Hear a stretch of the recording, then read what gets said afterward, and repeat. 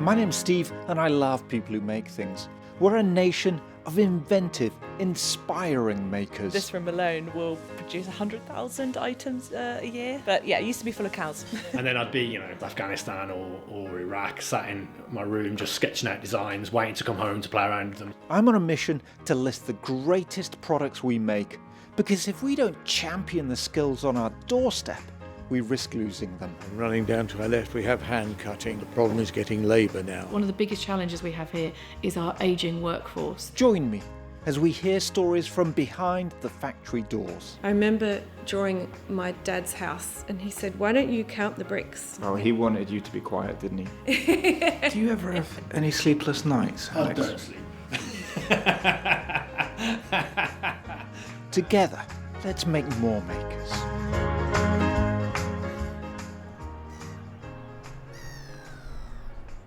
Welcome to the factory next door, and welcome to East Cowes Marina on the Isle of Wight. It absolutely chucked it down on the ferry over from Southampton, but it's starting to clear up now, little bits of blue sky. I am looking out over dozens and dozens of pleasure boats here with nice names like, what's that, Windcatcher, Golden Savannah there, Free Spirit over there. But we're here for a very different boat, because the factory just behind us in huge big letters has RNLI printed on it, the Royal National Lifeboat Institution. And in there, well, they make lifeboats. Whilst I go in and say hello, have a listen to what's coming up in this week's show. I've been here 27 years and we only made 20% of the parts. And now we make 80%. We've never been late for 14 years. Built to cost and built to quality. You start helping us out with our infrastructure building, Glyn. Tell me about this machine. Do you like this machine? I love this machine. Quick, you're on the spot. Give it a name. I can't think of anything. When I was 9, I painted the lifeboat. I bet it is amazing. Tell me what you're doing, Peter. I don't know. Oh dear, that's slightly worrying. I love what we're doing. We're helping to save people's lives, and that's a big thing. Glyn Ellis, I'm Business Operations Manager here at the Inshore Lifeboat Centre. Okay, Glyn, let's go. Good. Okay, through into the first workshop. Okay, Glyn, what are we looking at here? Right, this is the B-class workshop. These are Atlantic 75s, and this top workshop is for refits and for new build. The way we do it, we build 8 a year and we refit 17 a year. Now, to enable us to do that in a year... That's an extraordinarily loud trolley going by there. Yeah, all right. He mouthed sorry as he went by. Just on the Atlantic 825 then, which we're looking at here. So it's, am I right in saying that's a rib, a rigid inflatable boat? Inflatable boat. So the bottom is, the hull is rigid, and the tube is inflatable. And this boat will do 36 knots, and it will carry 4 crew, and it's capable of being righted when it capsizes. But getting back to how we refit and build, we've got certain cells all the way along this workshop, and the way we manage the boats through the workshop is every 71 hours one boat comes in, every 71 hours one boat goes out the other side. So that's, and it's like a production line, but it's timed to 71 hours to enable us to do all them boats in the year. Do you not want 72 hours? 71 hours. No, it's... Would you not want 72? No, well, next year we've got more boats to do, so we've got to build them in every 68 hours. It's 3 hours more because we're building one extra boat. And what it means is, it's called a tack time or a heartbeat. It means if you don't do it in that regular heartbeat, you won't get all the work done. And it's obvious you just take the working hours for the year, divided by how many boats you need to do, and that will dictate you what the tack time is. So at the minute it's 71 hours. So About to go down to 68. yes, yeah. When I was 9, I painted a lifeboat, and my mum had it, kept it, and she got it out, and there was a lifeboat going out on a rescue with flares flying. It was like typical kids painting with the sea, all different colours. But it was funny seeing that, and she got it out and said, "Look what you painted when you were only 9." And it was a lifeboat going out on a shout. So I won't bring it in because I'm too embarrassed to show anyone. I bet it is amazing. For the time, yeah, for a 9-year-old it is, yeah. When I was 16, I wrote here a letter, and I've still got it, asking could I have a job, and I got refused. And you still came back? Yes. So I work commercially for 3 boat shipyards and boatyards, and then a vacancy came up here for a production manager. I applied and I got the job, and I've been here now 27 years, coming up to 28, and I've loved it. When you were growing up and you were like, I want to go into boat building, I love this. This is something I feel passionate about. Did it ever cross your mind that it's an industry that was being squeezed and was disappearing from Britain? No, when I went into it, it wasn't in decline. When I was in it, it was quite busy. A lot of shipyards, a lot of boats, a lot of people ordering boats, new yachts. It was good. So hopefully it wasn't me that put it in decline. At the site here, we make 8% of all the parts and the boat we make here. I started... Which parts aren't you making here? Roll bar and tanks. Okay. Mainly, but most of them we've made. I've been here 27 years, and we only made 20% of the parts, and now we make 80%. So everything we brought in-house, the hull we brought in, the tubes we brought in, used to be made by commercial companies. Some of them companies don't exist anymore. I was about to say, why have you moved production in-house then? You've gone from 20% in-house to 80% in-house. What's been the driver of that? The main driver over the years is the loss of some of the boatyards, some of the facilities, the prices that they're asking. You want a competitive price, so the less boatyards they have, the one that's left, in a way, can dictate the price. So bringing it in-house, we get the expertise in-house. We can control our own destiny. So as long as we do it efficiently, and as long as we're not like more expensive than someone else, we always do a comparison. So what we've brought in has all been competed for, and it makes sense that we make as much of the boat in-house as we can. So some of it has been driven by necessity, but it sounds like there's also a resilience which you're bringing into the facility here by doing that. Yeah, it basically means we attract the skills here, try to keep hold of the skills, because the skills of boat building, engineers, or solutionists, I'm going to show you in a second, that do the gluing. It's quite a unique skill, some of it. This is the spray booth. Yeah, I can see just through these windows here. Our main sprayer, he's just about to go in and spray the boat. Hello, Lee. Lee gives us a wave, but he didn't want to chat. I could see him running into the spray booth there. Yeah, but they will spray the decks and the hulls. So if you want it orange or black, this is where to come to get painted. Any colour, just as long as it's orange or black. Yeah. Is it a particular, I assume it is, I'm asking a silly question, is it a particular orange? Yes, it is a BS orange, BS standard, and it's that orange that we use. We tested all sorts of colours, but orange yellow is a good colour to be able to spot it. And there's a British standard for the exact colour you use. Orange, yeah, there is. Are you going to test me on it now? BS, I might tell you later. Tell me just about this area. You know, kind of. You talked about the rich history of boat building in Cowes. Is there still a cluster of boat builders here? Yes, there's a few boatyards still here. We've got Richardson's, who've been here a long time. They do mainly repairs. Diverse Marine, who are a company across the river here. They build mainly aluminium boats, ferries. They refurbish some of our all-weather lifeboats as well. So I can name them on one hand, whereas in the old days there used to be dozens of them. So you'll find a lot of those spaces have been taken up with apartments, and they've knocked them down and built apartments and things like that. So at the minute we're still here, and we're still keeping the industry going. Because I'm interested about kind of hiring people, kind of bringing in new skills, bringing in new people, training them up. Is that an issue for you? Yes, it is. We electricians are hard to get hold of, and some engineers as well.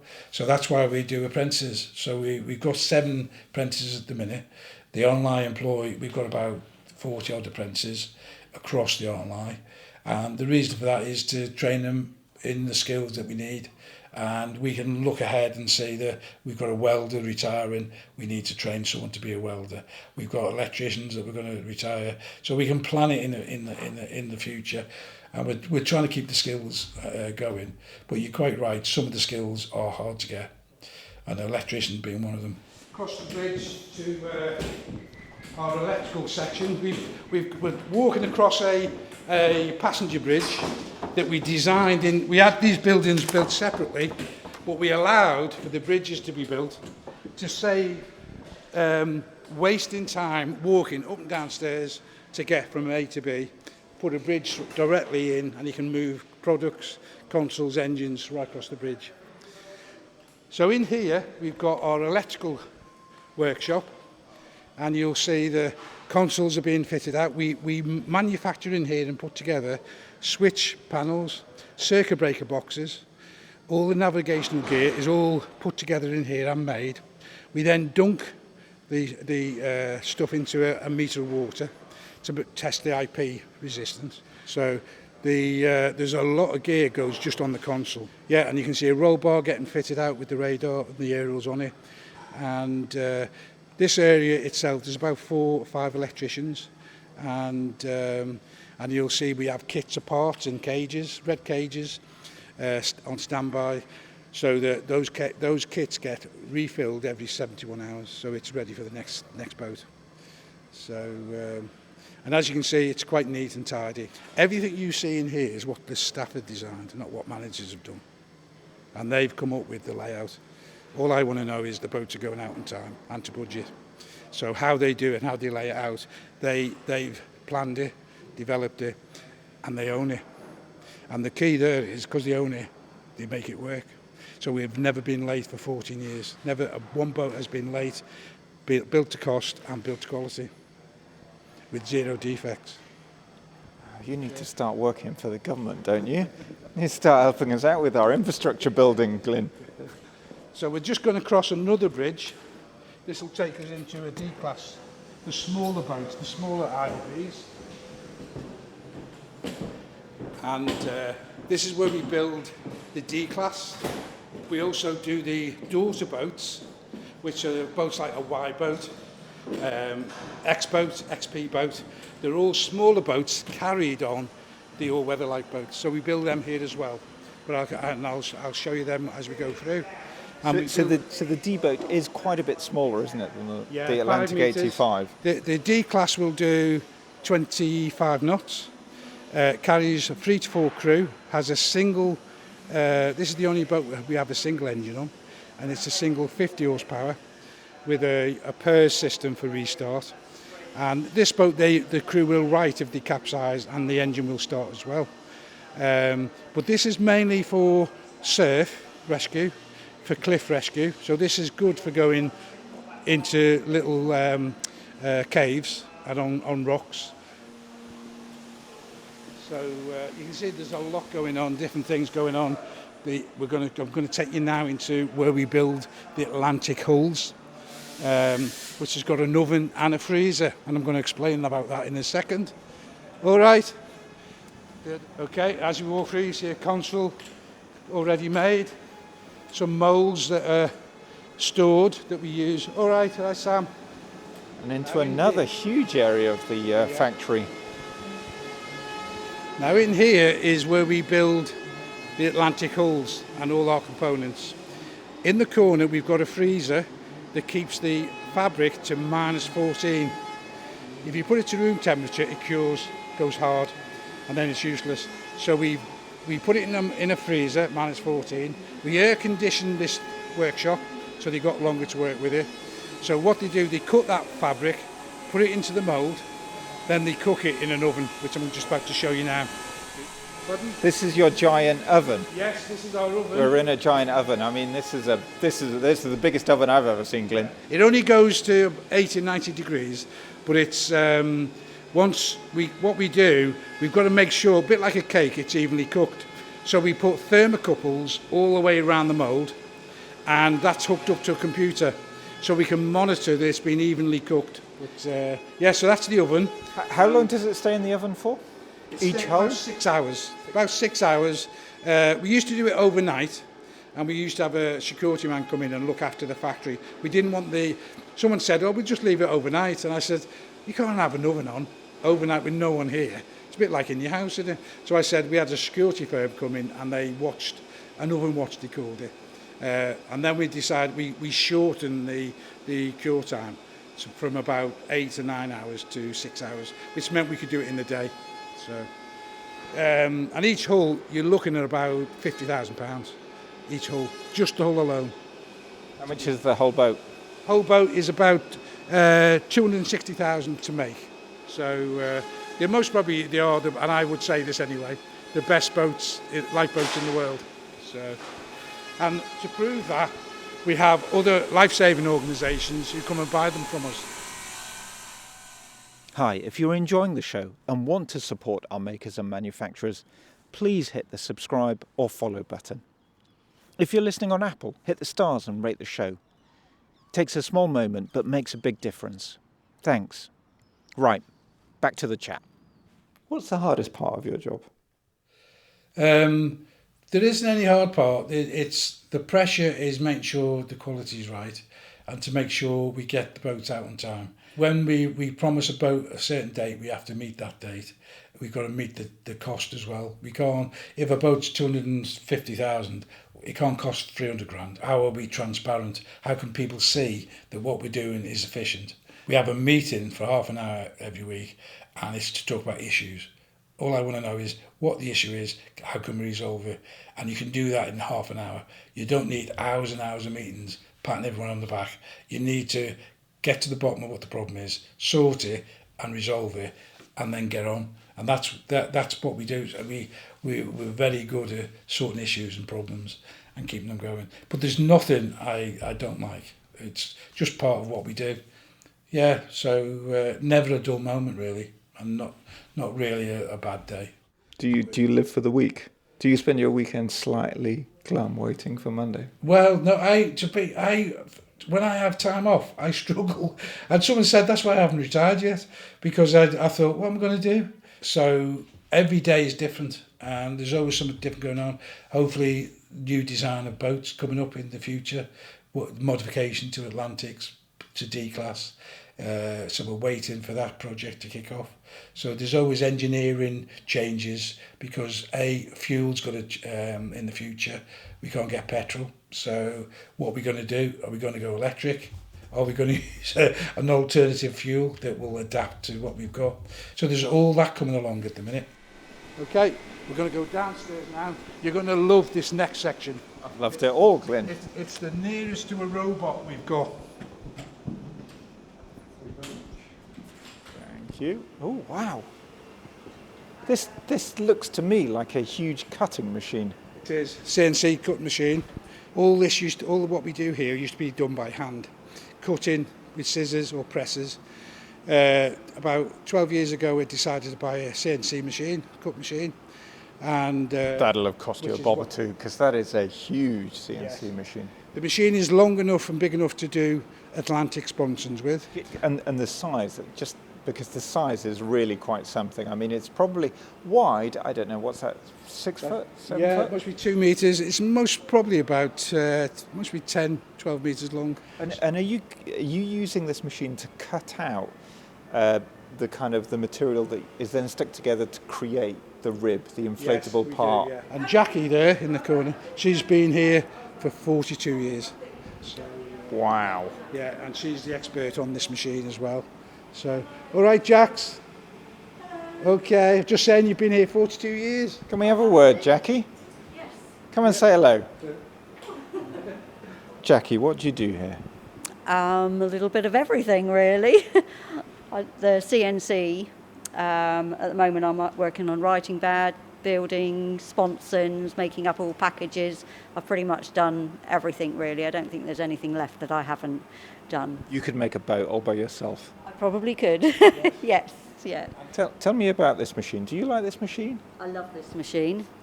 When we first got it, I was very anti because I was like, oh, I can draw out, use a drawing and I can cut out myself. But now this is my favourite thing because it's so accurate. You could 1 or 1,000, they would all be exactly the same. How long did it take you from being very suspicious and slightly dubious about this machine that has come in and is taking up a large part of the factory to starting to fall in love with it? Oh, quite quickly. Quite quickly, yeah. It's no. Oh, you need a name for it. No, we haven't got a name. Quick, you're on the spot. Give it a name. I can't think of anything. I think that machine should be named after you. 42 years is... I'm not the only one that uses it. But no, it's a brilliant bit of kit. It's changed things so much, really. The accuracy and everything, and just how many it can cut out very, very quickly. It must have saved thousands and thousands of hours and allowed us to bring in other work. And finally, before I leave you to go back to hugging your machine, Jackie, what's kept you here for 42 years? People I work with, and just the end game, really, of what it's all about, Yeah. Thank you very much, Jackie. So as we walk down here, And a load of engines on the left there. a rack of 115s, Yamaha 115s that are used on the Atlantic 85. They will push the boat along at 36 knots, and we buy them in standard, we strip them down and then rebuild them with all our inventions, and it becomes an inversion-proofed engine. So basically we stop seawater getting inside the engine. And were you saying one of your inventions is if you capsize, the water doesn't get in there because of the work you do, and when you flip it back up again, the engine just switches straight back on? Yes. That's clever. Seconds, yeah. And basically you see the engines, how we strip them right down. They're being most probably are these refurbished or are you making them new? Powerhead, so new cylinder block. What's your name, sir? Peter. Peter, very nice to meet you. Tell me what you're doing, Peter. I don't know. Oh dear, that's slightly worrying. No, so basically this engine's come in to have a new powerhead fitted. So it's basically a complete strip down of the engine, and then we replace the cylinder block, take the head off and replace the cylinder block. Have you always worked with engines? No, I've spent some years doing the electrical side upstairs. As a hobby I've restored cars and things like that, so working with engines is nothing new, so yeah, it's just all about being thorough and making sure everything's right. Finally, what's your favourite part of your job, Peter? All of it. No, I genuinely do. I love what we're doing. We're helping to save people's lives, and that's a big thing. Yeah, love it. And then we're just walking into quite a large workshop, which is our repair offline workshop. About 20% of our fleet are relief boats, a bit like a hire car. If you take your car into a garage, they give you another car. When we built a lifeboat, it's been funded by somebody, because we're a charity. It could be someone's partner's name, it could be a company name, but we've got a boat down here that's got a lovely name, and we're going to show you it now. So we've got to go down. Nice. And what's that, just so I know, what's that noise? That's scissor lift going up. That's the scissor lift. So we also do This is tractors here as well. Yeah, so agricultural tractors, we marinise them so they can go in the sea, and we put all sorts of gadgets on as well, like blue lights. But if you look in the boat, in the Atlantic, brand new one, Yeah. see what it's called? Printed on the side of this Atlantic 85, it says, "Loving you." Isn't that nice? That's beautiful. Tell me the story behind that. Well, the donor who's left it obviously didn't want to put a name to it, but so obviously they name it, they choose the name. So that name means a lot to them. But also, imagine getting rescued by it. Eh? And you see coming along is a boat, and it's called Loving You. It's brilliant. It's beautiful. It's one of the nicest names I've seen. I've been here 27 years. If you hadn't have done that painting when you were 9, what do you think you would have done instead? I'm not too sure. Yeah, I might have painted an astronaut, mightn't I? Be building satellites, satellite equipment. But no, I think I would have gone into something marine-wise. So, because I don't think when I drew it, I was thinking I'm going to work for them. But I might have wanted to be a volunteer. Might have wanted to be a crew member. So I couldn't do it now. So because of my knees. But I've been out and tested boats as well in the early days. So. Presumably you have had those moments where perhaps it's a sunny day, you're out on the beach with the family, and on the horizon you see one of your boats whizzing off to a shout. Yeah. That must have happened, presumably. Yes, it has, yeah. I've seen them, and it's quite a proud moment because you on the island as well. I've seen it in other areas, but on the island you'll see even independent stations using our lifeboats because we supply our lifeboats to them. I went to deliver a D-class that used to do 18 knots to a lifeboat station. Can't remember exactly where it was. And while we were there, they had a shout, and the crew jumped into it and went off, and there was someone stuck the tide was out, coming in very quick, and they had 2 children, and we had to wait because we could hear it on the radio, and when they come back, the smile on the crew's faces, and because the boat was now doing 26 knots and that was the first time they'd been in it, they got out there very quick, rescued them, brought them back, and they said the speed of the boat saved the 2 children. And at that point I thought, it's what we're all about, it's what we're doing, and that's why we improve the boats and make them better speed. And someone along the line, someone in our operations team must have said, we want these boats to do 26 knots now, and then I realised why. What a great story to end our chat on. Final question before I leave you. Yeah. So obviously we're compiling a list of the greatest things we make in Britain, and the inflatable lifeboat goes on that list. Have you got any ideas on what could go on the list? I do like things like the hovercraft. That's another one you could do a programme on. Hovercraft it's a boat and a plane, and we've got some of them. We operate hovercraft. We don't build them, but it's a good invention because it skims across mud, land, water. Glyn, thank you so much for taking the time to chat to me, but mainly thank you enormously for the work you are doing here. Yeah, thank you very much, and thank you for focusing on what we do.